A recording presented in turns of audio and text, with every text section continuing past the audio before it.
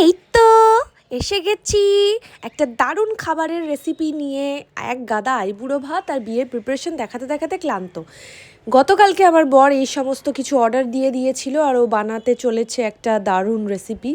এই বিয়ের চক্করের মধ্যে বেশ কিছুদিনও কিছু রান্নাবান্না করেনি। আর আমাদের বাড়িতে বিয়ে পারপাসে তো প্রচুর লোক ছিলই, আর সেগুলো সব ক্যাটারারই ম্যানেজ করেছে।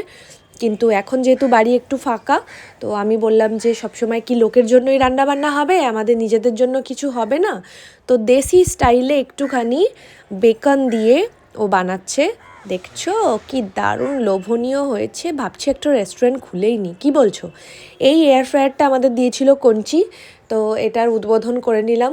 আমাদের বাড়িতে আমরা যে যে গিফটগুলো পেয়েছি বিয়ের জন্য সেগুলো তোমাদের সাথে পরে শেয়ার করব, বাট ওগুলো কোনোটাই কিন্তু এমনি পড়ে থাকার জন্য না। মানে আমরা এমনই কিছু পেয়েছি এবং কিছু ক্লোজ পার্সনদের থেকে আমরা আমাদের রিকোয়ারমেন্ট অনুযায়ী চেয়েই নিয়েছিলাম যেগুলোতে আমরা ফাটিয়ে ইউজ করতে পারি। তো এইটা হচ্ছে সেই একটা ঘরেলু দেশি পিৎজা, মানে জাস্ট ফাটাফাটি হয়েছে। আমার বরের রান্না যারা খেয়েছে তারা জানে, সত্যি আমি নিজেও অত ভালো রান্না করতে পারি না, এটা স্বীকার করতে কোনো লজ্জা নেই।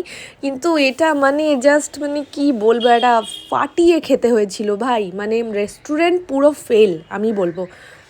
আর এই সমস্ত রান্নাগুলো বাড়িতে বানালে এত কম খরচে এত সুন্দরভাবে হয়। তো এয়ার ফ্রায়ারটা আমি জানতাম যে এতটাই কাজের, বাট এটা সত্যি আলাদাই কাজের। বিনা তেলে যে এত সুন্দর রান্না হয়, এই প্রজেক্টরটা কিন্তু আমাদের শুভ দিয়েছে। কি সুন্দর একটা প্রজেক্টর, পুরো হলের একদম ফিলিংস দিচ্ছে। তো আমরা দারুণ একটা বেকন পিৎজা খেতে খেতে প্রজেক্টরে মুভি দেখতে দেখতে হেভি এনজয় করলাম।